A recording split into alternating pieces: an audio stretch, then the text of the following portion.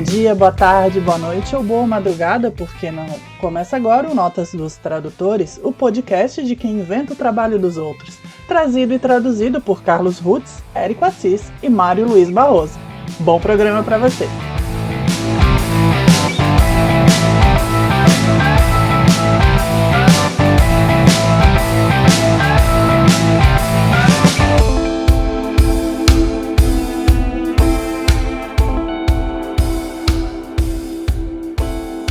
Olá!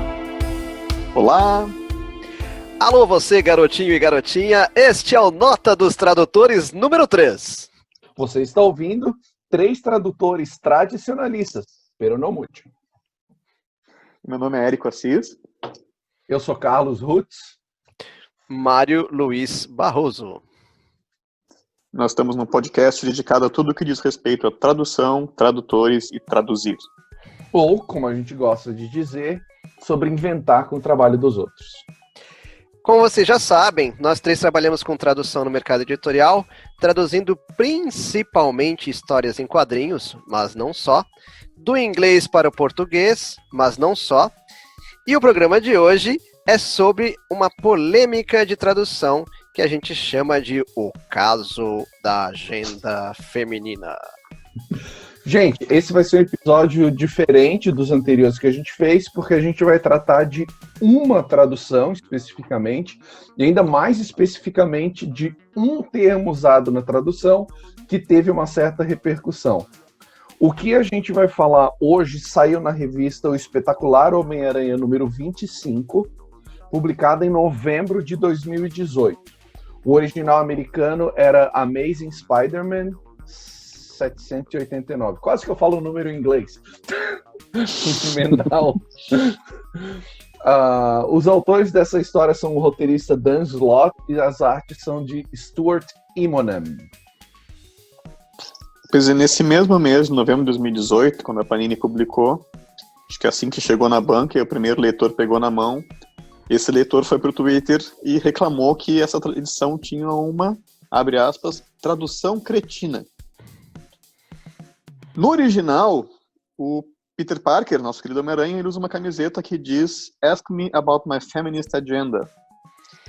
E esse feminist agenda virou, na edição publicada, como Me Pergunte sobre minha agenda feminina.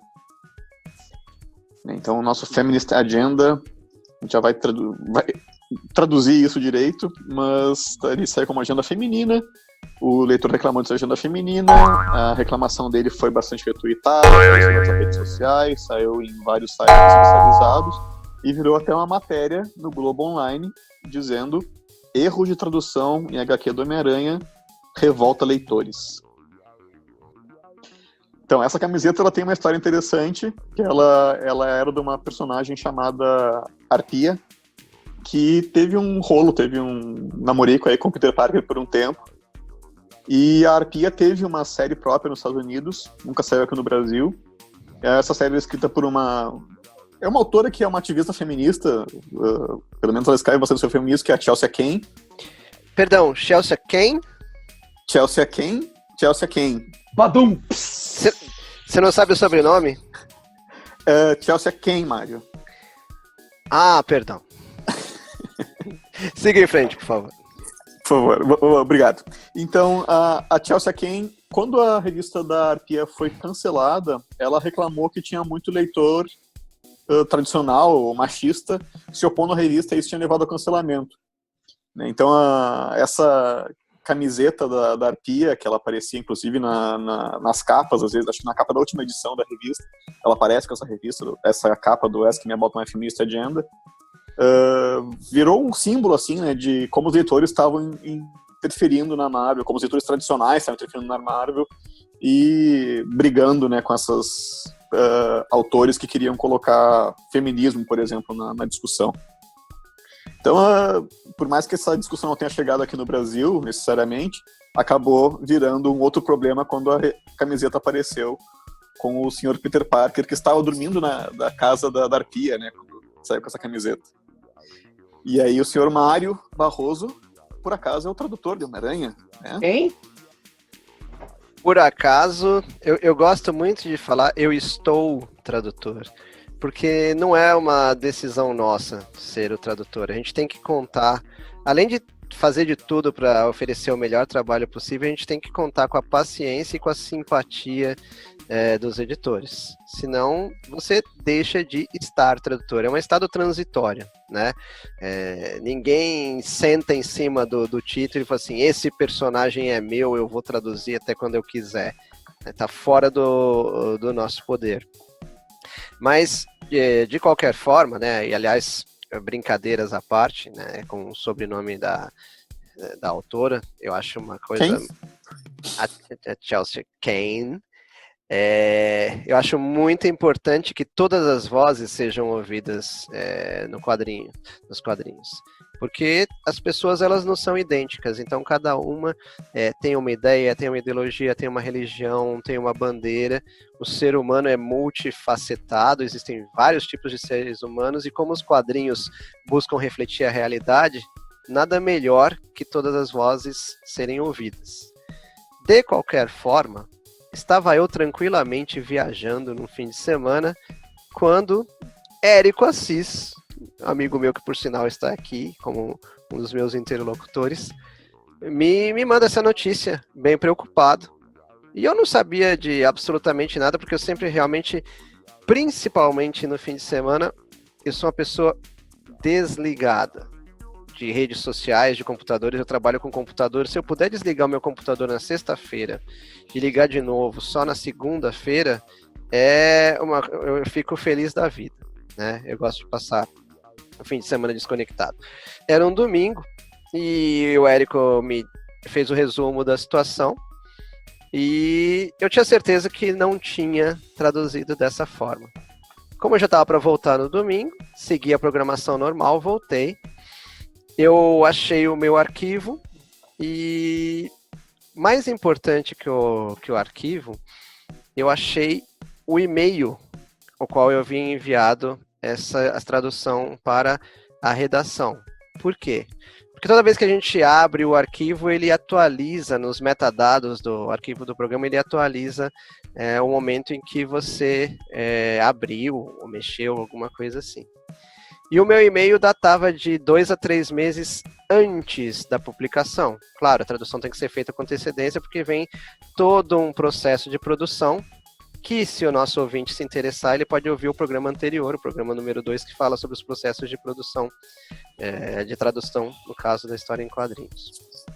E eu encontrei esse e-mail, eu entrei em contato com a Panini, enviei o e-mail sem mexer no arquivo, porque aí nos metadados a data do e-mail ia constar de 2, 3 meses atrás, e isso é extremamente importante para mim. Por quê? Porque isso provava que o erro de origem não era meu, não era um erro do tradutor. Não foi assim que eu tinha feito. Pode falar, seu Érico.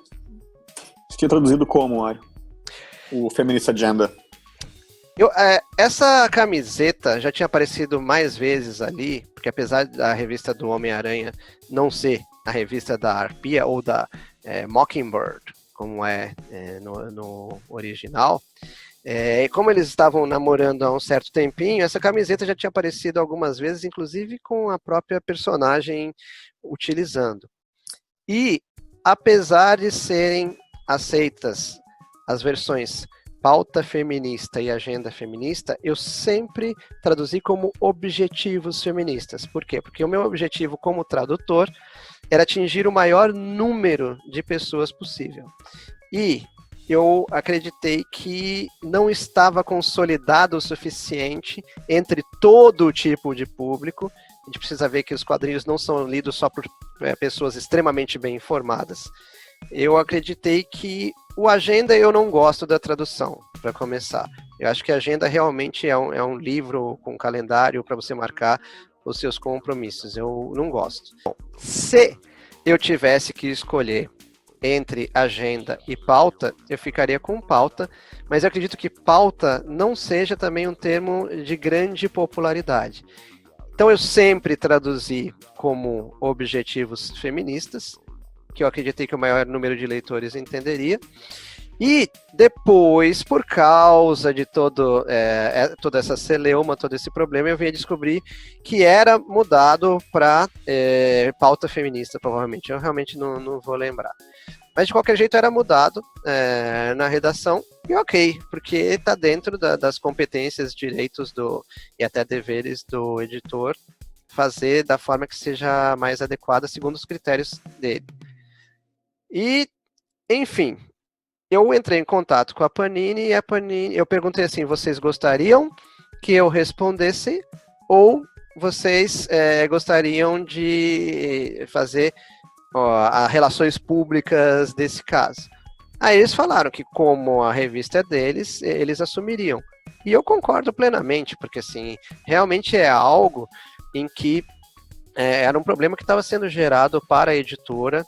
Eu sou um colaborador, eu não sou dono do material.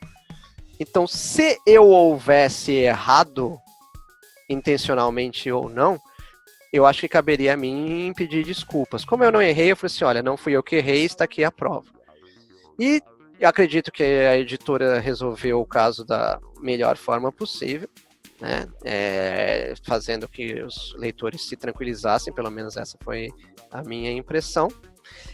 Da parte das pessoas que acusaram, xingaram, etc., eu não me ofendo. Eu acredito que quando você está num meio público, teu nome atinge centenas, milhares de pessoas, você está sujeito a isso.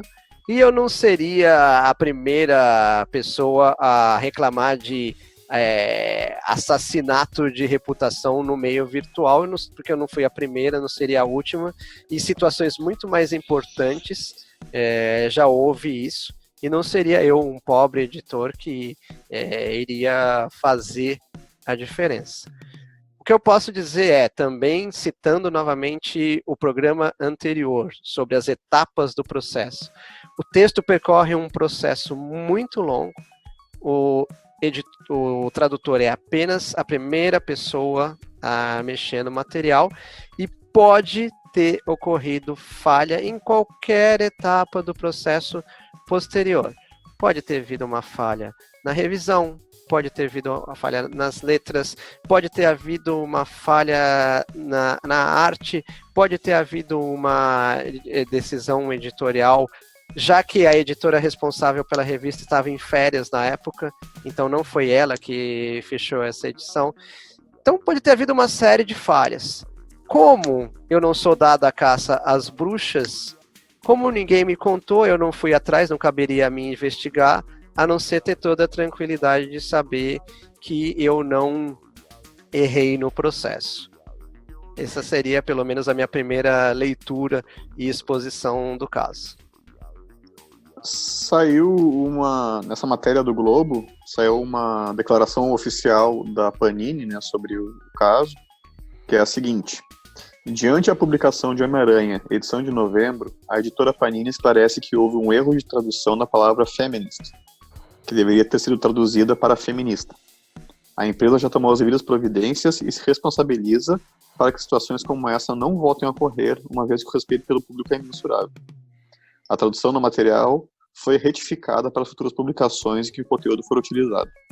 Acho que não teve nenhuma republicação dessa edição, né, mas não teve também, né, não recolheram a edição nem nada assim, né? Tá lá ainda publicado assim.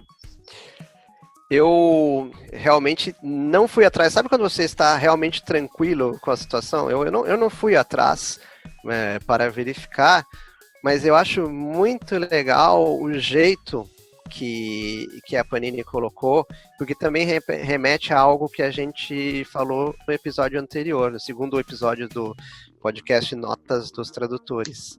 Ela falou que houve um erro de tradução, não um erro do tradutor.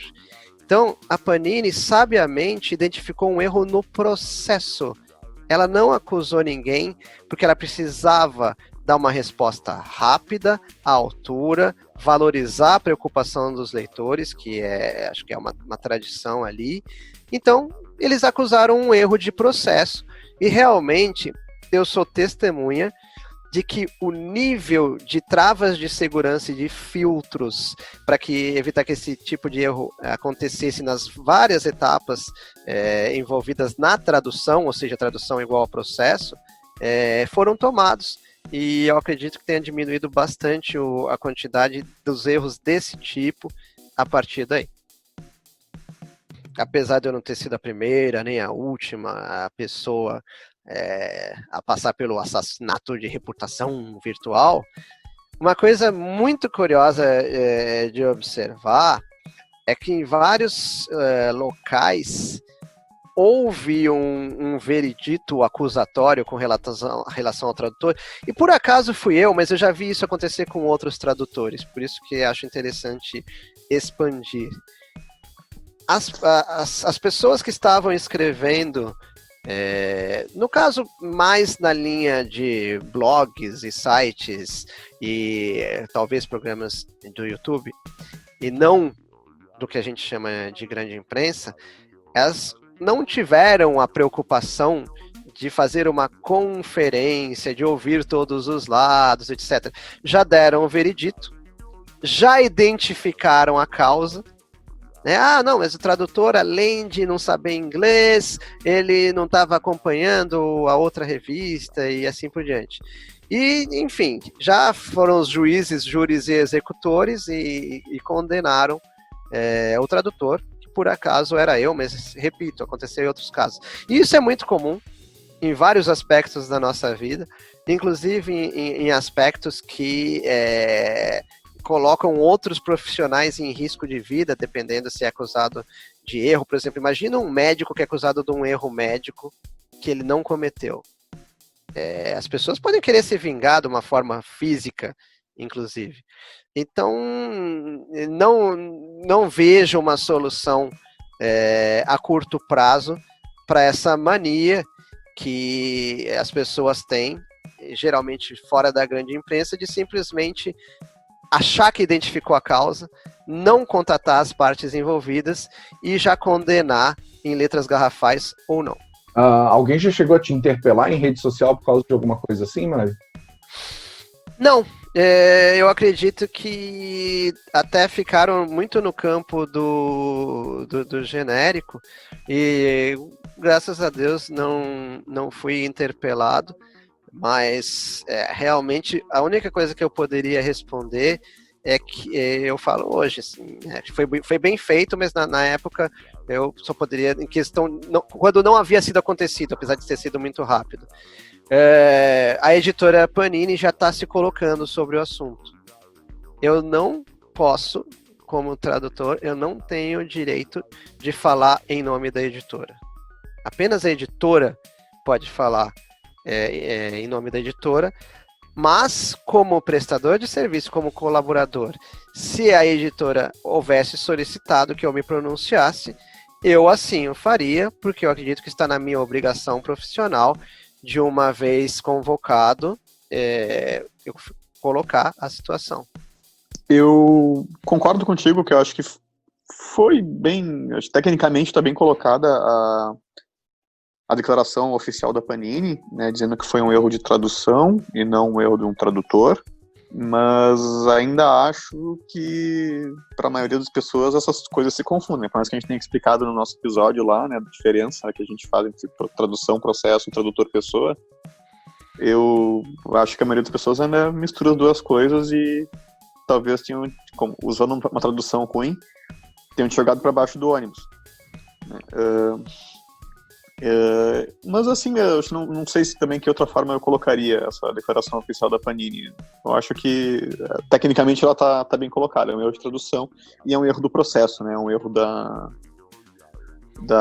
cadeia de produção da revista, não é um erro daquela pessoa que está acreditada ali como tradutor. E erros acontecem, né, gente?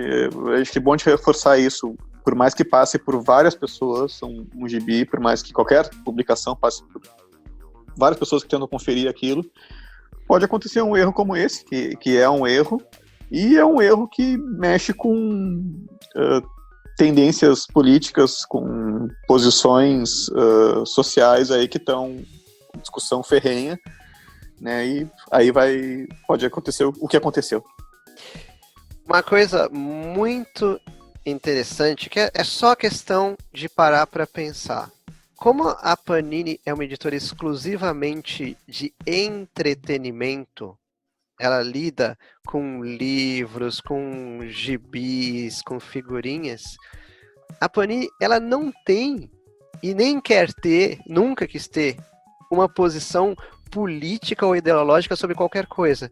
Porque como toda boa empresa no mundo capitalista, a intenção é vender para todo mundo. Para quem é feminista, para quem não é feminista, para quem gosta do verde, para quem gosta do azul.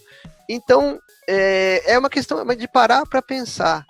A Panini ela não tem, por exemplo, alguma revista que seja dedicada ao jornalismo, que aí seja algo voltado para o aspecto mais crítico da realidade, seja a realidade qual for, política, econômica, esportiva e assim por diante. Então, é besteira achar que qualquer editora, seja a Panini, que é grande, seja a Mitos, que é uma editora menor, mas publica só ali a área dos quadrinhos, acreditar que existe uma postura ideológica de uma empresa comercial cujo objetivo maior é ser simpática e simpatizar com todo mundo e vender para todo mundo. Então, é um pouco de falta de pensar também. Tem uma outra coisa também, que é o seguinte: a mídia social hoje em dia é usada também para fazer divulgação dos produtos. E em muitos casos, as pessoas envolvidas, ou autores, ou artistas, editores, estão na linha de frente para fazer essa divulgação. Então, eles têm seus perfis pessoais falando da profissão, falando do que está sendo feito, e uma série de pessoas acaba se achando com livre acesso para xingar. E a gente sabe que tem gente que está mais exposto do que a gente, enquanto tradutor, que sofre muito com isso, tanto em convenções quanto em redes sociais, porque eles acham que, pelo fato de ser editor, a pessoa tem o poder total e absoluto sobre aquilo.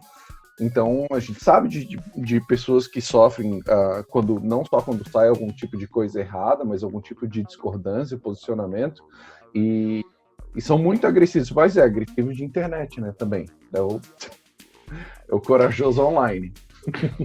E extremamente contemporâneo ao momento que ocorreu o caso da agenda feminina, poucos meses antes. Não, infelizmente eu não vou lembrar o nome da editora da Marvel, que até depois eu acompanhei com interesse, porque ela trabalhava muito bem e hoje ela está numa outra editora. Mas teve uma editora da Marvel que, por publicar, no momento de hora de folga dela, publicar uma foto tomando milkshake, ela foi acusada de, na hora do serviço, estar tomando sorvete com as amigas e alguma coisa assim. Isso gerou uma repercussão, várias pessoas tiraram foto tomando milkshake, homens, mulheres e assim por diante. E eu acho curioso que as pessoas se achem no direito, né? E aí, no caso, leitores americanos, de chegar e ficar acusando, porque a pessoa não sabe qual que é o horário do intervalo daquela editora.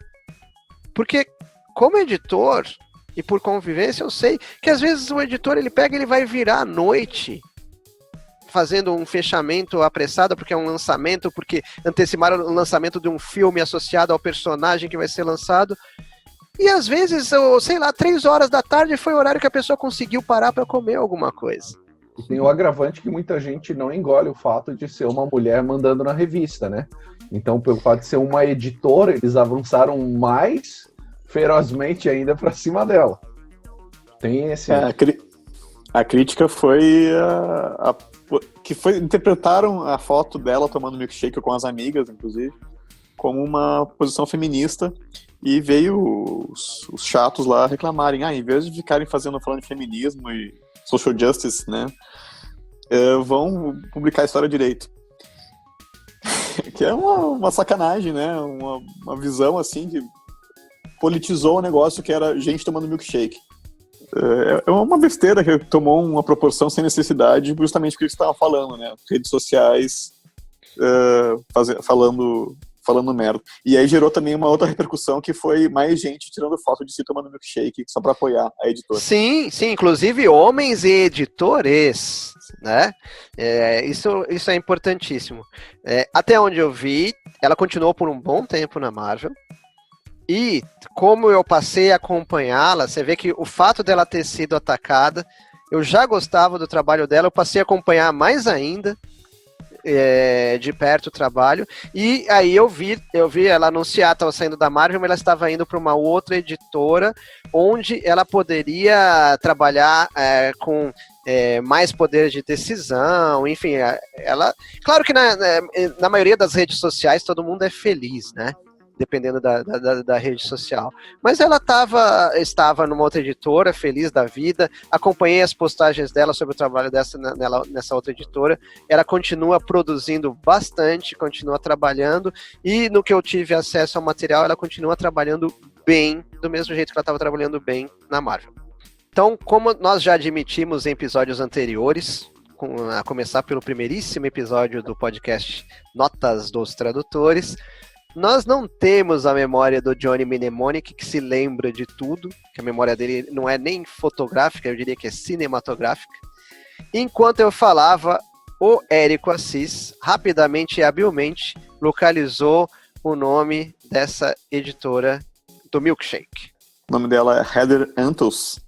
Ela trabalhou na Marvel mesmo, trabalhou com Star Wars, eu acho, na Marvel. E, segundo o Twitter dela, atualmente trabalha na Valiant e na Image Comics. Deve ser editora freelancer para Image.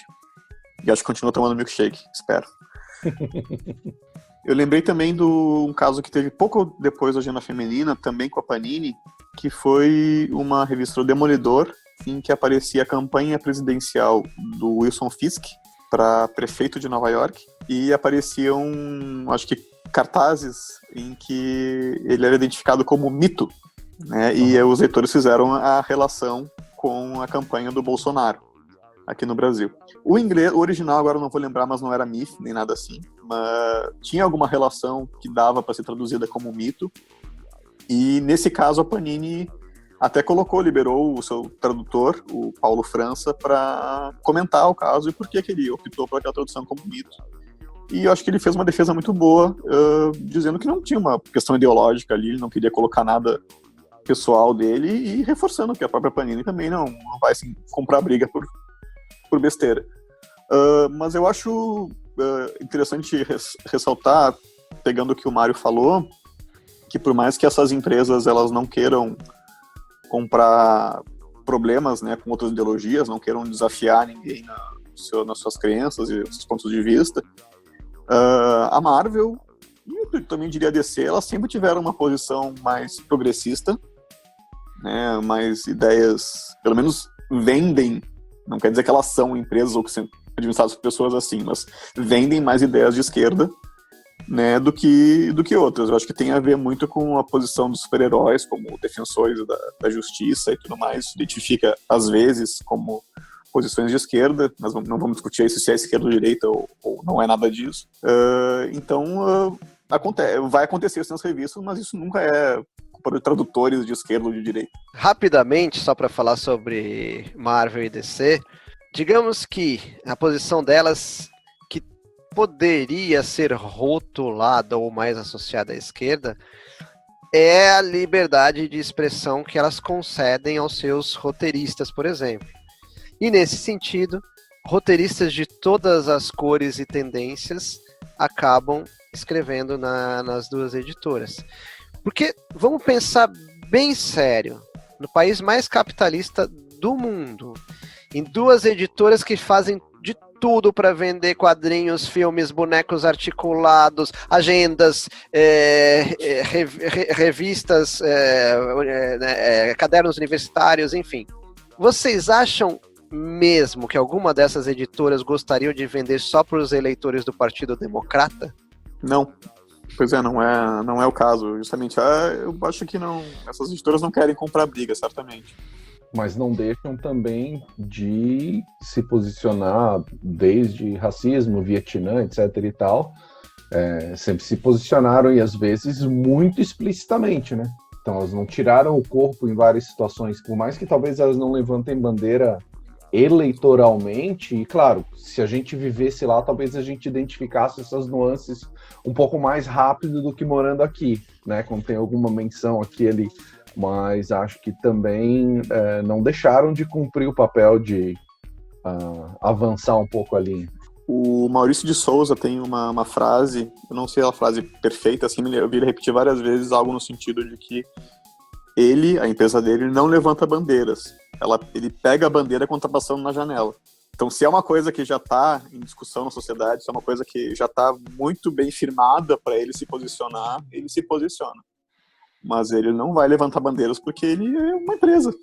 Ele é comercial, a Marvel, a DC é do mesmo jeito. Eles não vão entrar numa treta gigante por uma coisa ainda mal definida na sociedade.